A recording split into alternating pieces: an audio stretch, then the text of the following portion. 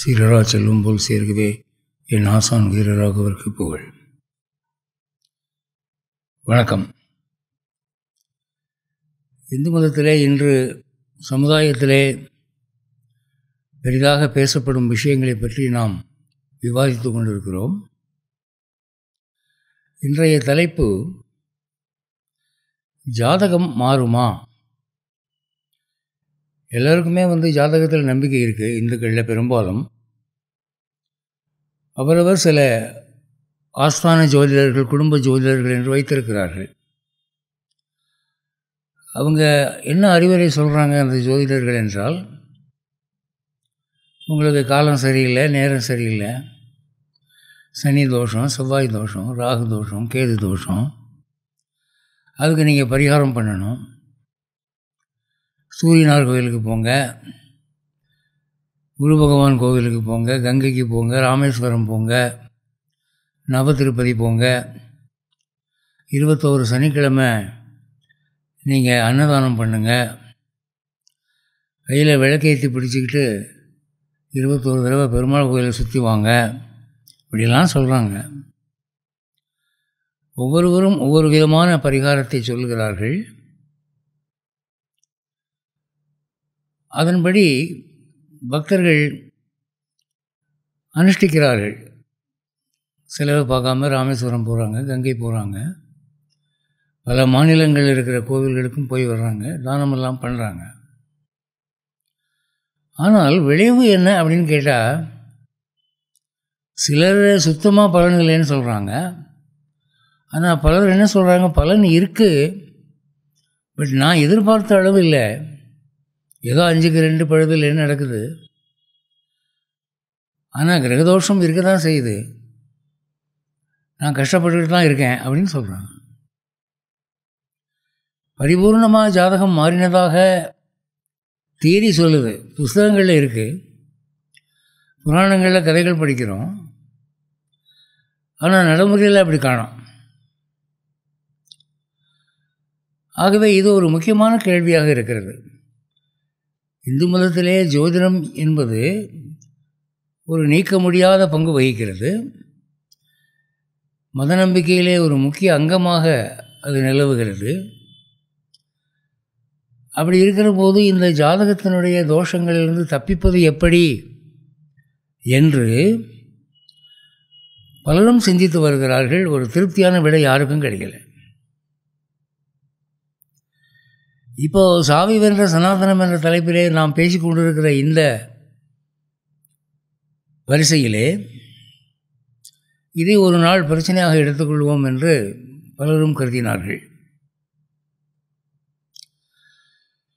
அப்போ இந்து சமயம் நீங்கள் ஜோதிடம்ங்கிற கண்ணோட்டத்தில் பார்க்காம, பாவ புண்ணியம், ஞானம், மோட்சம், நரகம் என்ற கண்ணோட்டத்திலே ஆன்மீக போதனை செய்யக்கூடிய சாஸ்திரங்கள் அவை என்ன சொல்லுகின்றன? இப்போ ஜோதிட நூல்கள் எடுத்துக்கிட்டிங்கன்னா அது இப்படி தான் பரிகாரம் சொல்லிக்கிட்டு இருப்பாங்க. அதுதான் பார்த்துட்டோமே, பலிக்கிறது பலிக்காததுன்னு. அந்த செக்ஷனை விட்டுருங்க. இப்போது இன்னும் யாகம் பண்ணால் சொர்க்கம் போகலாம், இன்ன மாதிரி செய்தால் வைகுண்டம் போகலாம், அப்படியெல்லாம் புண்ணிய பாவங்களை பற்றி பேசுது இல்லையா நூல்கள், ஸ்மிருதிகள், இதிகாசங்கள், வேதங்கள். அவைகள் இந்த ஜாதகம் மாறுமா என்ற கேள்விக்கு என்ன பதில் சொல்லுகின்றன அப்படின்னு பார்க்கணும். அது சொல்லியிருக்காங்களா? சொல்லியிருக்காங்க. ஆனால் அவர்கள் ஞான கண்ணோட்டத்திலே சொல்லியிருக்கிறார்கள். இன்ன கிரகத்துக்கு இன்ன பரிகாரம், நீங்கள் சுக்கிர தோஷம் இருந்தால் ஸ்ரீரங்கம் போகணும், அந்த மாதிரி அவங்க சொல்லலை. அவங்க பிரச்சனையினுடைய ஆணி வேருக்கு போகிறார்கள். ஒரு மனிதனுக்கு ஏன் தோஷமான ஜாதகம் அமையுது, அவன் ஏன் கஷ்டப்படுறான்? கர்மா. கர்மா என்பது என்ன? இறைவனுடைய சட்டங்களை உல்லங்கனம் செய்து நம் விருப்பப்படி நடந்து கொள்வதனாலே ஏற்படக்கூடிய ஒரு தீய சம்பாத்தியம், அதுதான் கர்மா. அதுதான் நமக்கு ஜாதகமாக பலிக்குது. சில ஜாதகங்களை எடுத்து பார்த்த உடனே ஜோதிடர் என்ன சொல்கிறார், அதை கீழே போட்டுடுறார். இதெல்லாம் பார்த்து பலன் சொல்லிக்கிட்டு இருந்தால் ஒன்றும் சரிப்படாதுங்க, இது ஒன்றுக்கும் லாயக்கில்லை அப்படின்னு சொல்லிடுறாங்க. அவ்வளவு தூரம் பாவகரமாக இருக்கிறதில்ல இந்த ஜாதகத்தில். அவங்கெல்லாம் வந்து அப்படி விரக்தி அடைஞ்சிடுறாங்க. அப்போ நமக்கு விமோச்சனமே இல்லையா?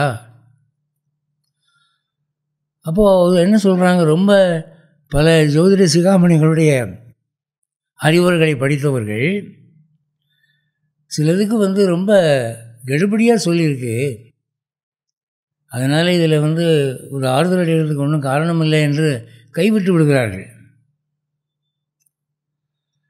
அப்போ அந்த மாதிரி ஜனங்களுக்கு என்று ஆறுதலாக இந்து மதத்திலே ஒரு ஸ்லோகம் சொல்லப்பட்டிருக்கிறது.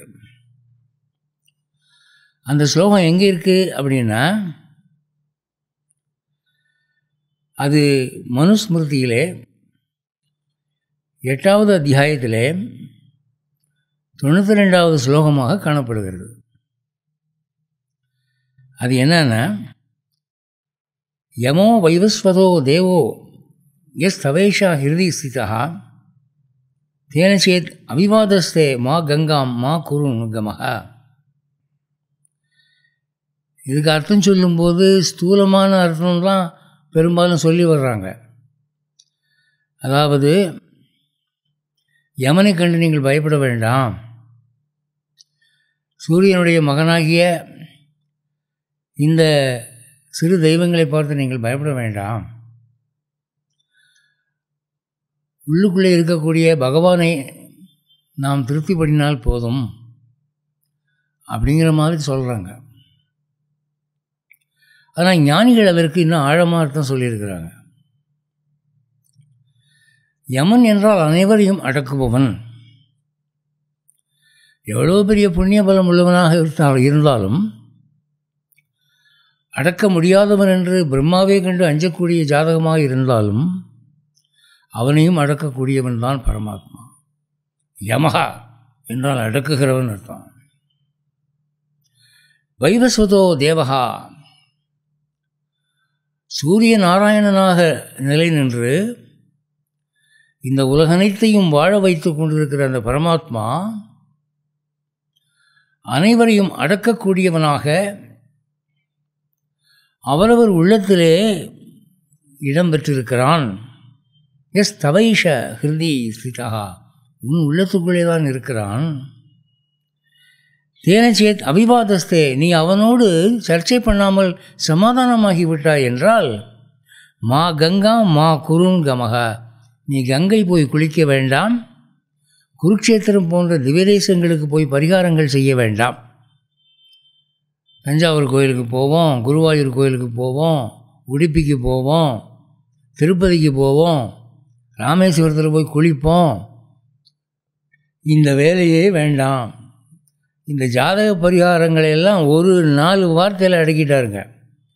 மா கங்காம் மா குருன் கமஹா, இந்த கங்கைக்கு போகிற வேலை, திவ்யக்ஷேத்திரங்களுக்கு போகிற வேலையெல்லாம் வேண்டாம், விடுங்க.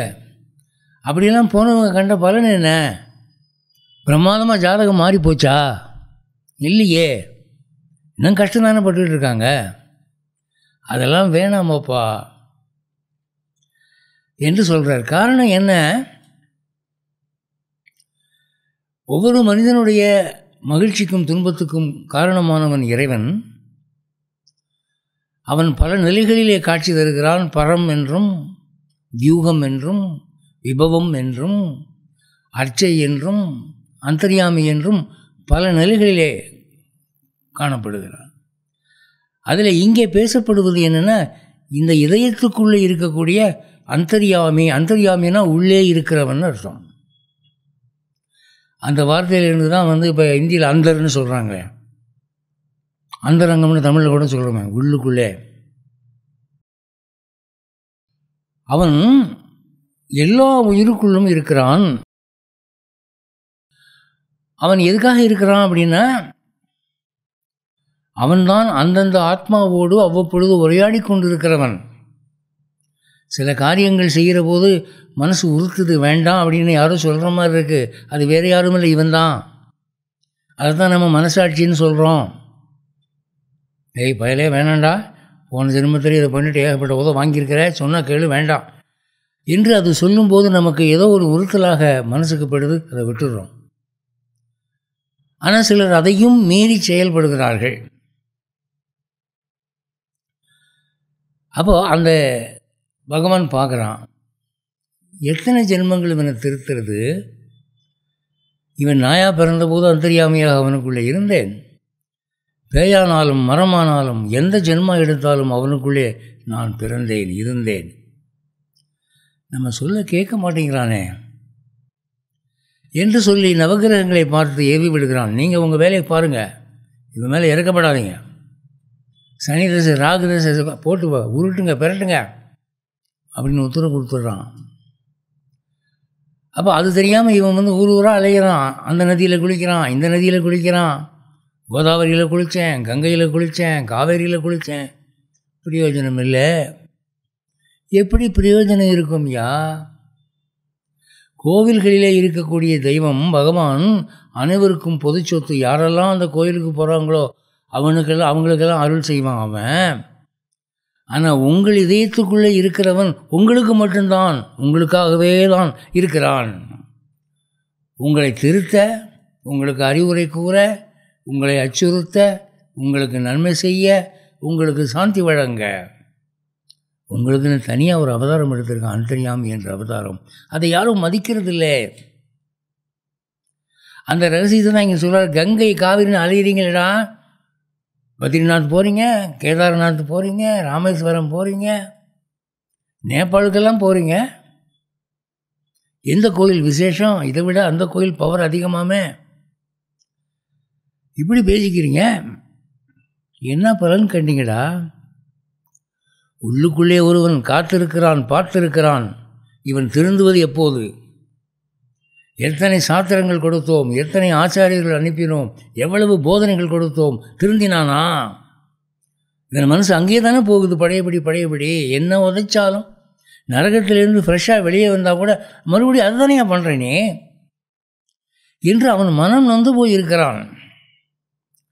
அவனை பற்றி விசேஷமாக உபனிஷதங்களில் சொல்லியிருக்குது. அப்படி உள்ளே இருக்கிற அந்த கடவுளை பற்றி கட உபனிஷத்து 2ஆம் பாகத்தில் 3வது அத்தியாயத்தில் 17வது ஸ்லோகம் அது என்ன சொல்லுது? அங்குஷ்ட மாத்திரக புருஷோ அந்தராத்மா சதா ஜனானாம் ஹிருதயே சந்நிவிஷ்டா. இந்த ஹிருதயம், இந்த கமலம் இருக்க இதய கமலம், இப்படி கவிழ்த்து வைக்கப்பட்ட தாமரை மொட்டு போல் இருக்கும் இந்த இதய கமலத்திலே அவன் என்ன சைஸில் இருக்கிறான்? அங்குஷ்டம்னா பெருவிரல், அங்குஷ்ட மாத்திர புருஷா. இந்த பெருவிரல் சைஸுக்கு அந்த இதயத்துக்குள்ளே அவன் இருக்கிறான். மின்னலால் சூழப்பட்ட மேகம் போலே அவன் இருக்கிறான். சதா ஜனானாம் ஹிருதயே சந்நிவிஷ்டக, எப்போதும் பார்த்துக்கிட்டே இருக்கான். கண்ணு அவன் எமிக்கிறது கிடையாது, அவனுக்கு கண்ணு எமையாது. அப்படியே பார்த்துக்கிட்டு இருக்கான். இவன் என்ன நினைக்கிறான், என்ன செய்கிறான், என்ன பேசுகிறான், அப்படி பார்த்துக்கிட்டே இருக்கான். அப்போ அவனை பற்றி நாம் என்ன மனசில் நினச்சிருக்கிறோம்? வேறு எந்த வேலையும் இல்லை எனக்கு, இவனை கவனிக்கிறது தான் வேலை அப்படின்னு ஒரு ஸ்பெஷல் அவதாரம் நமக்காக எடுத்திருக்கானே. அது ராமாவதாரம் ராவணனுக்காக எடுத்தான், கிருஷ்ணாவதாரம் கம்சனுக்காக எடுத்தான், 10 அவதாரமும் வெவ்வேறு காரணங்களுக்கு எடுத்தான். ஆனால் இந்த அந்தர்யாமி அவதாரம் எனக்காக எடுத்தான், உங்களுக்காக எடுத்தான். அதை யார் நினச்சி பார்க்குறாங்க? அவனை மதிக்கிறதே இல்லை. இருந்தால் இருந்துட்டு போயா, எனக்கு என்ன? பார்க்குறியா, பார்த்துட்டு போ. நான் திருடுவன் தான், பொய் சொல்லுவன் தான், பொம்பளைக்கிட்ட சேட்டை பண்ணுவன் தான், நீ பார்த்தா பார்த்துட்டு போயா. அப்படி தானே நம்ம சொல்கிறோம். அவன் அப்படி சதா ஜனானாம் ஹிருதயே சன்னிவிஷ்டக, இவன் திருந்த மாட்டேங்கிறானே, எத்தனை ஆயிரம் தடவை சொன்னாலும் எவ்வளோ உத கொடுத்தாலும் இவனுக்கு புத்தியில் ஏற மாட்டேங்குது, அப்படி பார்த்துக்கிட்டு இருக்கான். அப்போது ஞானிகள் என்ன சொல்லுகிறார்கள்? உலகத்தில் உள்ள பெருமாள் எத்தனையோ கோவில்களில் 108 திவ்ய தேசம் இருக்குது, அபிமான சேத்திரம் இருக்குது. எல்லா கோவில்லையும் மினிமம் ஒரு விளக்காவது ஏற்றுவாங்க. எத்தனையோ கோவில்களில் கதவு உடைஞ்சி போய் புல் முளைச்சி போய் கிடக்குது. சீராளி பக்கம்லாம் போனால் கண்ணீர் வடிக்க வேண்டிய நிலைமை. கோவில்கள் அவ்வளவு மோசமாக இருக்குது. ஆனால் அங்கே கூட 4 கோயிலில் ஒரு அர்ச்சகர் பார்ப்பார், ஒரு விளக்காவது ஏற்றுவார். ஆனால் உலகிலேயே மிக அதிகம் புறக்கணிக்கப்பட்ட பெருமாள் ஒதுக்கப்பட்ட பெருமாள் இருக்கார். அவர் யார் அப்படின்னா நம்ம இதயத்துக்குள்ளே இருக்கிற அன்சரியாமே.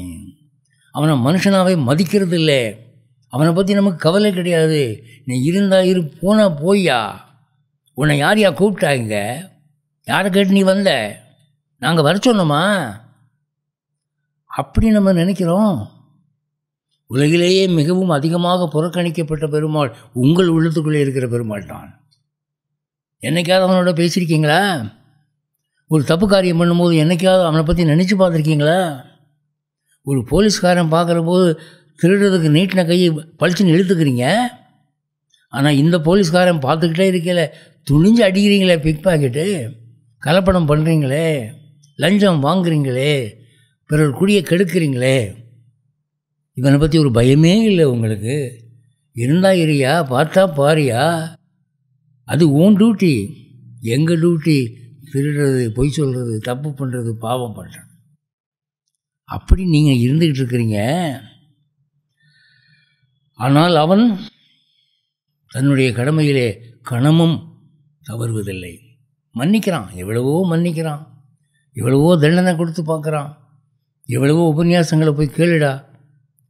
ஒரு நல்ல உபன்யாசம் நடந்துக்கிட்டு இருக்கா, அது வழியாக இவன் வந்து ஜாலியாக சினிமாவுக்கு போயிட்டுருக்கான். மழை பிடிச்சிக்கிச்சு, தியேட்டருக்கு போக முடியல, வேறு வழி இல்லாமல் அந்த கோயிலில் போய் மழைக்கு ஒதுங்குறான். அங்கே உபன்யாசம் காதில் விழுகுது. இது பகவானுடைய வேலை.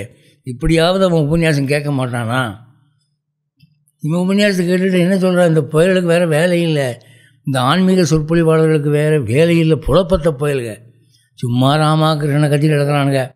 அப்படி தானே நினைக்கிறீங்க? யாராவது அவனை மனுஷனானு நினைக்கிறீங்களா? இல்லையே. அப்போ அவன் என்ன நினைக்கிறான்? என்னுடைய மனம் சாந்தி ஆகிற வரை, என்கிட்ட நீங்கள் நல்லபடின்னு பேர் வாங்குற வரை உனக்கு கஷ்டம் இருந்துக்கிட்டு தான் இருக்கும். எந்த கோயிலுக்கு வேணாலும் போய் பார், எந்த கங்கையில் வேணாலும் போய் குழி, நடக்கிறது தான் நடக்கும் என்று அவன் கைவிரித்து விடுகிறான். அப்போ இங்கே ஞானிகள் என்ன சொல்கிறாங்க? அவனை முதல்ல கவனிங்கய்யா. நீங்கள் கேதார்நாத்லேயும் பத்ரிநாத்லேயும் இருக்கிற சாமியை போய் பார்த்து சமாதானம் கொண்டு படிக்கலாம், அப்புறம் பார்த்துக்கலாம். கங்கையில் 1000 தடவை குளித்தாலும் அது உங்கள் கர்மா இருந்துக்கிட்டு தான் இருக்கும். எவ்வளோ யாகம் பண்ணுறீங்க, எவ்வளோ தானம் பண்ணுறீங்க, எவ்வளோ கோயில் திருப்பணி பண்ணுறீங்க, போகுதா? உங்கள் கர்மா மாறுதா? உள்ளே இவன் கொதிச்சுக்கிட்டு இருக்கான், உள்ளே அவன் கொதிச்சுக்கிட்டு இருக்கான்.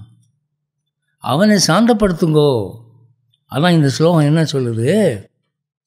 தேன செய்து அவிவாதஸ்தே, அவனோடு சண்டை போடுறத நிப்பாட்டுங்க, சமாதானமாக போயிடுங்க. எப்பா நீ சொல்கிறபடி செய்கிறேன்யா, இனிமேல் என்னை உதைக்காத, நீ சொல்கிறதாலும் நியாயம்தானு ஒத்துக்கிறேன் நான் என்று ஒவ்வொரு காரியம் செய்வதற்கு முன்பு அவனோட உரையாடி விட்டு அவனை கன்சல்ட் பண்ணிவிட்டு நீங்கள் வாழ்க்கையை தொடங்குனீங்கன்னா உங்கள் ஜாதகம் மாறிடும். எவ்வளவு மோசமான ஜாதகமாக இருந்தாலும் மாறிடும். அது நிச்சயமாக நடக்கும்.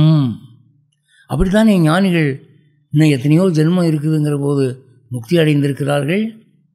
எவ்வளவோ பாவங்கள் மன்னிக்கப்பட்டிருக்கிறார்கள். கதைகளில் படிக்கிறோம் இல்லை? ஒரு சின்ன சம்பவம் சொல்கிறேன்.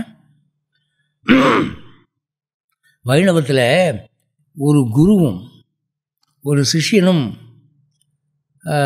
ஸ்ரீரங்கம் மாதிரி ஒரு புண்ணிய சேத்திரத்தை நோக்கி போய் கொண்டிருக்கிறார்கள். நல்ல வெயில், 11 மணி 12 மணி. குரு சொல்கிறார், எனக்கு வயசாகி போச்சுப்பா, ஒரு மரத்தடியில் நான் கொஞ்சம் படுத்து ரெஸ்ட் எடுக்கிறேன், அதுக்கப்புறம் நம்ம தொடர்ந்து போகலாம் அப்படின்னு. சரி சுவாமி, அப்படியே ஆகட்டும். ஒரு மரத்து நிழலில் சிஷ்யர் அமர்ந்து சமணம் போட்டு உட்காந்துக்கிறாரு. குரு அவர் மடியில் தலை வச்சு படுத்துக்கிறார். அப்போது அந்த சிஷ்யன் ஒரு கேள்வி கேட்குறார். சுவாமி, எனக்கு ஒரு சந்தேகம். பகவானிடம் பிரபத்தி செய்து சரணாகதி அடைந்தவனுக்கு நிச்சயமாக அவன் இறந்த பிறகு மோட்சம் உண்டுன்னு சொல்லியிருக்கு, அதை நான் நம்புகிறேன். ஆனால் இப்போது எனக்கு எப்போ சாவு வர்றது? எனக்கு இருக்கிற வயசை பார்த்தா அது இன்னும் நான் 30 வருஷம் 40 வருஷம் ஆகும் போல் இருக்கே சாவு வர்றதுக்கு. அது வரைக்கும் நான் பொறுத்திருக்கணுமா? எனக்கு உடனே மோட்சம் வர்றதுக்கு ஏதாவது வழி இருக்கா? வைஷ்ணவன் சொல்லுதா? அப்படி இருந்தால் கொஞ்சம் சொல்லுங்கள் சாமி. எனக்கு இன்ஸ்டண்ட்டாக மோட்சம் வேணும், சாகிற வரைக்கும் நான் காத்திருக்க முடியாது, எனக்கு ஆயுசு இன்னும் எவ்வளவோ இருக்குது அப்படின்ன போது அவர், இந்த சந்தேகம் யாருக்கும் வர்றதில்லப்பா, உனக்கு வந்திருக்கு, அதுக்கு பதில் இருக்குது. உன் உள்ளத்துக்குள்ளே அந்தர்யாமியாக பகவான் இருக்கிறான். அவனிடம் நீ மனசு நொந்து, கடவுளே எனக்கு நேச்சுரலாக சாவு வர்ற வரைக்கும் என்னால் வெயிட் பண்ண முடியாது, எனக்கு துடிப்பாக இருக்குது, எனக்கு உடனே மோட்சம் வேணும், கொடுக்க மாட்டிங்களா அப்படின்னு கெஞ்சி கேளப்பா. கேட்டால் அவன் மனசு வச்சா நாளைக்கே கூட வந்துடலாம். அப்படி சாஸ்திரம் சொல்லுதுடா, அந்தர்யாமி மகிமை அப்படி சொல்லப்பட்டிருக்கு அப்படின்னு சொல்கிறார். உடனே சிஷ்யர் வந்து தன்யோஸ்மி சுவாமி அப்படின்ட்டு அவர் தூங்கட்டோன்னு அப்படி வீசி விட்டுருக்கார். அவர் மெல்ல கண்ணை சேர்ந்து தூங்கிட்டார். தூங்கினவுடனே சிஷ்யர் குரு சொன்னபடி அந்த அந்தர்யாமி இப்போ பெருமாளை தியானிக்கிறார். கடவுளே, பாலைவனத்தில் செருப்பு இல்லாமல் எப்படி ஒருத்தன் துடிப்பானோ வெயில்ல, இந்த மாதிரி நான் துடிக்கிறேன், எனக்கு இன்னும் 30 வருஷம் பொறுத்திருக்க முடியாது, கருணை கூர்ந்து எனக்கு இப்பொழுதே மோட்சம் கிடைக்குமா என்று மன்றாடுகிறார். கண்களிலே நீர் வடிகிறது. 1 மணி நேரம் கழிகிறது. குரு தூக்கம் கலைந்து விழித்து எழுந்திருக்கிறார்.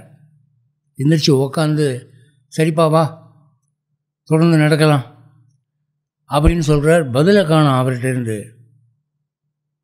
டேய் அப்படின்னு தோளை பிடிச்சி உழுக்குனா உயிரற்ற அந்த உடம்பு சரிந்து விழுந்தது. அந்தர்யாமிகிட்ட அவர் அழுகை பலித்து விட்டது. உடனே கூப்பிட்டுக்கிட்டார்.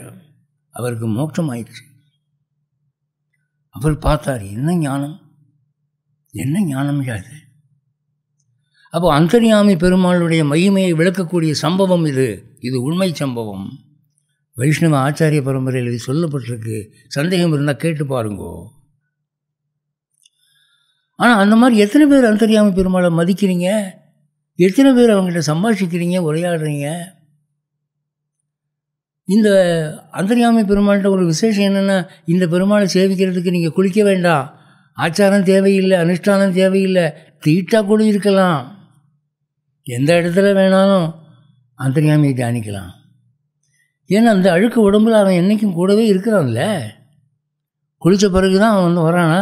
அழுக்காக இருக்கிற போது இந்த ஹார்ட்டை விட்டு வெளியேறிட்டு குளித்த உடனே உள்ளே வந்து உட்காடுறானா? அதெல்லாம் கிடையாது. நீங்கள் எவ்வளோ அழுக்காக இருந்தாலும் உங்களை விட்டு அவன் போகிறதில்ல. அப்போது இந்த பெருமாளை சேவிக்கிறதுக்கு நீங்கள் கேதார்நாத் போக வேண்டியதில்லை, பத்ரிநாத் போக வேண்டியதில்லை, இங்கேயே இருக்கான். செலவில்லை, ரயில் செலவில்லை, பிளேன் செலவில்லை, கப்பல் செலவில்லை, இதுக்காக வேலைகளை ஒதுக்கி வைக்க வேண்டியதில்லை. டெய்லி ஒரு 2 நிமிஷம் 3 நிமிஷம் அவனோடு உரையாடுங்கள். உங்கள் மனசில் இருக்க எல்லாத்தையும் சொல்லுங்கள். நான் பாவம் செய்யக்கூடாதுன்னு தான் ஏன் பார்க்குறேன், ஆனால் முடியலை. அந்த நேரத்தில் அந்த வேகம் வரும்போது அப்படி பேய் பிடிச்ச மாதிரி ஆகிடுறேன். கோபப்படக்கூடாதுன்னு தான் நினைக்கிறேன். இன்றைக்கி வேலைக்காரனை ஓங்கி அரைஞ்சி விட்டேன், கொதிக்கிற காப்பியை அவன் தலையில் ஊற்றிவிட்டேன். தப்பு தான், எனக்கு தெரியுது, என்னால் அடக்க முடியலையே, எனக்கு கொஞ்சம் சாந்த குணத்தை கூட. இப்படி அந்யோன்யமாக அந்தரங்கமாக நீங்கள் மன்றாடினால் அவன் உங்கள் பிரார்த்தனைக்கு செவி சாய்க்கிறான், உங்கள் குணங்களை மாற்றுகிறான், உங்கள் தோஷங்களை ஜாதகங்களிலிருந்து நீக்குகிறான். மோட்சமே கொடுக்கலாம் அப்படின்னா இந்த கஷ்டத்தை மாற்ற மாட்டானே. அப்போ இது வந்து ஒரு பெரிய சாஸ்திர ரகசியம்.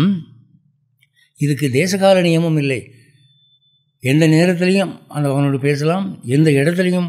நீங்கள் லேபரட்டரியில் உட்காந்துட்டு கூட அவங்க கூட பேசலாம். ஐயோ மலைச்சிக்கலாக இருக்கியா, வரமாட்டேங்கிறியா, கொஞ்சம் ஹெல்ப் பண்ணியா, ஒரு காற்றை உருவாக்க, வெளியே தள்ளு, கேட்கலாம். அது கொண்டு தண்டிக்க மாட்டான். எங்கே வேணாலும் கேட்கலாம். அவனோட பேசுகிறதுக்கு எந்த விதமான கட்டுப்பாடும் இல்லை. மனசுக்குள்ளே தானே பேச போகிறீங்க. நீங்கள் என்ன சம்ஸ்கிருதத்தில் மந்திரம் சொல்லியா பேச போகிறீங்க? மனசுக்குள்ளே ஒரு எண்ணம், அவ்வளோதான். இவன் பல ஜென்மங்களாக உங்கள் மீது உள்ள அன்பினாலே உங்களை தொடர்ந்து வருகிறான். நீங்கள் கழுதையாக பிறந்தபோது, பேயாக பிறந்தபோது, பணக்காரனாக இருந்தபோது, ஏழையாக இருந்தபோது, ராஜாவாக இருந்தபோது, கொள்ளைக்காரனாக இருந்தபோது, பிச்சைக்காரனாக இருந்தபோது, அப்போல்லாம் உங்களுக்குள்ள அவன் அந்தர்யாமியாக இருந்தான். அவனோடு நீங்கள் பேசவில்லை, ஆனால் அவன் உங்களோடு பேசிக்கொண்டே இருக்கிறான். ஆனால் நீங்கள் காது கொடுத்து கேட்பதில்லை. ஒரு டெலிஃபோன் பேசுகிறதுனா கூட ரொம்ப ஒரு சத்தமாக இருக்குதுன்னா சரியாக காதில் விழுக மாட்டேங்குதுன்னு சொல்லி அது இடத்த விட்டு காலி பண்ணி ஒரு தனியாக ஒரு பாத்ரூமாக அல்லது டாய்லெட்டில் போய் கதவை சாத்திட்டு பேசுகிறோம். அப்போ தான் அது நல்லா தெளிவாக கேட்குது. அப்படி இருக்கிற போது இந்த செல்ஃபோனோட பேசுகிற போது நீங்கள் வந்து வெளி உலக தொடர்புகளெல்லாம் வெட்டிட்டு அதிக கவனத்தோடு தியானித்தா தானே அந்த சம்பாஷணை கேட்கும் உங்களுக்கு. யார் அந்த மாதிரி நினைக்கிறா, யார் அந்த மாதிரி இடம் ஒதுக்குறா, யார் அந்த மாதிரி நேரம் ஒதுக்குறா? நாம் அவனுக்கு முக்கியத்துவம் கொடுக்கல, அதனால் அவன் நம்மளுக்கு முக்கியத்துவம் கொடுக்கல. அதை நீங்கள் நினச்சி பார்க்கணும். அவனுக்கு உடன் உறைபவன்னு பேர், நம்ம கூடவே இருக்கிறான். இந்த அவனோடு பேசக்கூடாத விஷயங்கள் என்று ஒன்றுமே இல்லை. எதை வேணாலும் பேசலாம். உங்கள் பலவீனங்களை எடுத்து சொல்லுங்கள், எனக்கு இன்னென்ன வீக்னஸ் இருக்குதுன்னு சொல்லுங்கள். அப்போது ஒரு தண்டனை அனுபவிக்கிற போது நீங்கள் என்ன கேட்கலாம்? திரௌபதிக்கு பொது சபையில் நிர்வாணமாக நிற்கணுங்கிற ஒரு பாவகரமாக இருந்தது. அதனால தான் துச்சாசனை சேலையை பிடிச்சாவுத்தான். ஆனால் அப்பேற்பட்ட பாவகர்மாவையும் நீ மன்னித்தாய். அவள் உன்னை நம்பி அழைத்ததனாலே அவள் மானத்தை காப்பாற்றினாய். அப்படி பாவமெல்லாம் மன்னிக்கப்படலாம்னு சொன்னேன். நான் ஏதோ பண்ணிட்டேன், நான் பாவம் பண்ணலைன்னு சொல்லலை. எத்தனை பேர் குடியை கெடுத்தனோ, எவ்வளவு கொள்ளையடிச்சனோ, எத்தனை உயிர்களை கொன்னனோ, எவ்வளவு தப்பான சம்பாத்தியம் பண்ணணும், எவ்வளவு உள்ளங்களை புண்படுத்தினேனோ தெரியலை.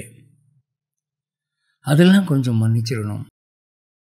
மன்னிக்காமல் எல்லாத்துக்குமே நீ கணக்கெடுத்து பார்க்குறதுன்னா ஒவ்வொரு மனுஷன் பண்ண பாவம் என்னைக்கியா தீர்றது? என்னைக்கு தீர்றது? ஒரு 2 வைஷ்ணவர்கள் ஒரு திவ்யக்ஷேத்திரத்துக்கு போயிருந்தாங்க. அதில் ஒருத்தர் போய் கோயிலுக்கு போயிட்டு வந்துட்டார், இன்னொருத்தர் குளிச்சுக்கிட்டு இருந்தார், கோயிலுக்கு இன்னும் போகலை. அப்போ அவர் கேட்டாராம், ஏன் நீ போய் சேவிச்சு உன் பாவங்கள்லாம் மன்னிக்கும்படி கேட்கக்கூடாதா அப்படின்ன போது அவர் சொன்னாராம், ஏன் பாவமெல்லாம் தெற்காழ்வான் கையில் இருக்கிற சக்கரத்தினால கூட போகாதியா, இந்த போய் சேவிச்சா போயிட போதா, ஏதோ அவன் பார்த்து மன்னிச்சா உண்டு அப்படின்னு. திருச்சி பக்கம் ஒருத்தர் இருந்தார். அவர் கடன் எக்கச்சக்கமாக வாங்கிட்டார் பொண்ணு கல்யாணத்துக்குன்னு சொல்லி. அந்த கடனை அவர் எப்படி அடைக்க போகிறாருன்னு யாருக்குமே தெரியல. கடன் கொடுத்தவனே முடிக்கிறான், என்ன நம்பி கொடுத்தமோ தெரியலை, இதை எப்படி அடைக்க போகிறான் அப்படின்னு. அவர் ஒரு நாள் காவிரி கரையோரமாக அப்படியே விசில் அடிச்சுட்டு போகிறார். அப்போ எதிர வர அவருடைய நண்பர் பார்த்து, என்னையா பணம் கிடச்சிருச்சா, கடன் அடைச்சிட்டியா, என்ன இவ்வளோ ஜாலியாக போகிற அப்படின்னு. அப்போ அவர் என்ன பதில் சொன்னார் தெரியுமா? நடக்கிற காரியத்தை பற்றி தான் கவலைப்படணும். இவ்வளோ பணம் நமக்கு என்றைக்கு வரப்போகுது, நான் என்றைக்கு கடன் அடைக்க போகிறேன், அது என்னால் முடியாது, அது இப்போவே தெரிஞ்சு போச்சு. கவலைப்படுறதுனால கடன் தீரப்போகுதோ இல்லை, அதான் விசில் அடிக்கிறேன் அப்படின்னாராம். துணிஞ்சிட்டாரு. அது மாதிரி நம்ம கர்மாங்கிறது கொஞ்சம் நஞ்சம் இல்லைங்க. இதெல்லாம் உத்தரித்து தண்டனை அனுபவித்து தீரப்போகுதா? இதெல்லாம் மன்னிச்சு தான் தீரப்போகுதா? பரிகாரங்கள் பண்ணி தான் தீரப்போகுதா? இல்லை. இது தேய்ச்சி தேய்ச்சி குளிப்பாட்டினாலும் பன்றிகளுக்கு அழுக்கு போகுமா? அது நிறம் மாறுமா? திரும்ப அது சாக்கடையில் தானே போகும். இந்த ஆத்மா அப்படி பாவங்கள் செய்வதிலே ருசி கண்டது. இந்த பாவங்கள் பரிகாரம் பண்ணி போவதில்லை. உள்ளே இருக்கிற அந்தர்யாமியோட, அப்பா நீ பார்த்து என் லெட்ஜரை புரட்டி அதை பூரா வஜா பண்ணிக்கணும், ஒரு கோடு போட்டு கேன்சல்டு, அக்கௌண்ட் கேன்சல்டு போடு, அப்போ தான் நான் பிழைச்சேன், இல்லாட்டி நான் பிழைக்க மாட்டேன். அதுதானே பகவத்கீதையில் சொன்னான், சர்வதர்மான பரித்தீஜ மாமேக்கம் சரணம் பிரஜ. இந்த பரிகாரங்கள்லாம் வேணாயா, விடு, என் காலில் விழு, என்னை காப்பாது. நான் நினச்சா எல்லாத்தையும் மன்னிச்சிடுவேன்.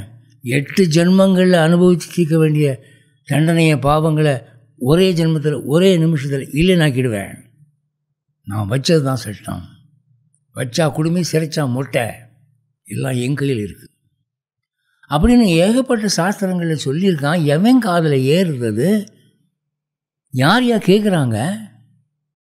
அதனாலே அந்தர்யாமி என்பவன் நமக்காகவே காத்திருக்கிறான், நமக்கு அருள் செய்யவே காத்திருக்கிறான். அவனிடம் அழுது மன்றாடுவோம், நம் பாவக்கணக்கை மாற்றச் சொல்லுவோம், அவன் அருள் செய்வான். சாஸ்திரங்கள் அப்படி தான் சொல்லுது, சாஸ்திரம் பொய் சொல்லலை.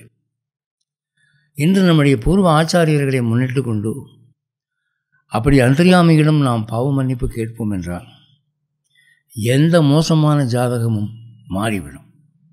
இதுதான் இந்து மதம் சொல்கிறது. இந்த சாதாரண பரிகாரங்கள்லாம் உங்களை காப்பாற்ற போகிறதில்லை. எனவே இனிமேல் நான் பாவம் செய்யாமல் இருக்கக்கூடிய நல்ல மனசை குடு பகவானே, கடந்த கால பாவங்களையெல்லாம் மன்னிச்சிடையா என்கிற அந்த ஒரு அபராத சகத்துவம். அவன் வந்து எவ்வளோ பெரிய பாவங்களையும் மன்னிக்கக்கூடியவன். பிரகலாதன் வந்து அவங்க அப்பா இரணியன் இறந்து போன பிறகு பெருமாள்கிட்ட, பகவானே, என்னுடைய வாக்கை நிறைவேற்ற வேண்டும் என்பதற்காக தூணுக்குள்ளிருந்து வெளியே வந்தாய். எனக்கு அழிவே இல்லை என்று வரம் வாங்கியிருந்த அந்த இரணியனுடைய ஆயுளையும் முடித்தாய். நீ பெரிய மகான், உன்னை நான் போற்றுகிறேன் அப்படின்னு சொன்னபோது, சரிப்பா பரவாயில்ல, உங்கள் அப்பாவுடைய வயிற்றை கழிக்கிற போது ஐயோ எங்கள் அப்பா கழிக்காதேன்னு சொல்லி குறுக்க நீ தலையிடலை, பேசாமல் இருந்த. ஏன்னா இது லோக காரியம், இது வந்து அக்கிரமத்தை ஒழிக்க வேண்டும் என்பதற்காக நான் எடுத்த அவதார காரியம், அதை தலையிடக்கூடாதுன்னு நீ பேசாமல் இருந்த. அதுக்காக உன் மேலே நான் ரொம்ப சந்தோஷப்படுறேன்.